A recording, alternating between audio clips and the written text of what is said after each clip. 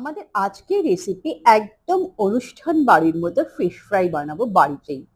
তার জন্য কিছু ট্রিক্স ফলো করতে হবে। প্রথমেই ভেটকির ফিলেটগুলোকে আমি অ্যাপেল সিডার ভিনিগারে ভিজিয়ে রাখবো, তাতে মাছের আঁশটানি গন্ধটা চলে যাবে।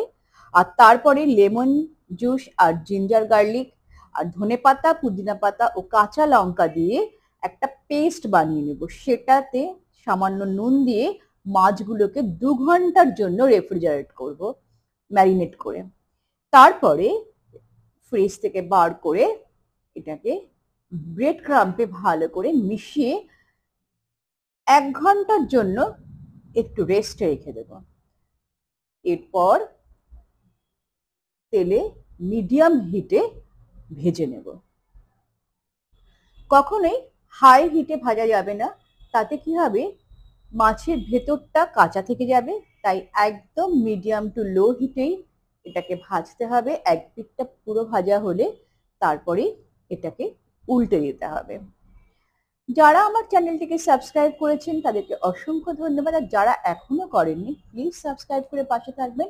পাশে থাকা বেল আইকনটি প্রেস করে দেবেন যাতে আমার রান্নার নোটিফিকেশন সবার আগে আপনাদের কাছে পৌঁছে যায়। খুব সহজেই এবার থেকে বাড়িতেই ফিশ ফ্রাই বানিয়ে নিতে পারবেন। তাহলে প্রথম ট্রিক্সটা কি বললাম, অ্যাপেল সিডার ভিনিগারে রেখে দেবেন, তারপরে ম্যারিনেট করে রেফ্রিজারেট করবেন।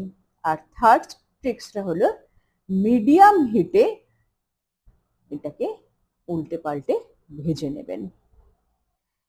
এটা সাধারণত বিয়ে বাড়িতে স্যালাডের সাথে আর কাসুন্দির সাথে পরিবেশন করা হয়, তবে আমি বাড়িতে হোয়াইট মেয়োনিজের সাথে পরিবেশন করব।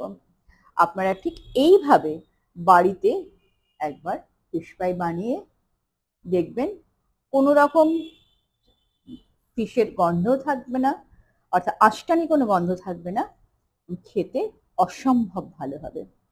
কিন্তু ম্যারিনেশনের টাইমটা একটু ঠিক রাখতে হবে। অবশ্যই জানাবেন যে বাড়িতে এটা বানিয়ে আপনারা কিরকম মজা পেলেন। আসছি আরো অনেক নতুন নতুন রেসিপি নিয়ে। ততক্ষণ ভালো থাকুন, সুস্থ থাকুন এবং পরিবারের সকলকে নিয়ে খুব আনন্দে থাকুন। All the best.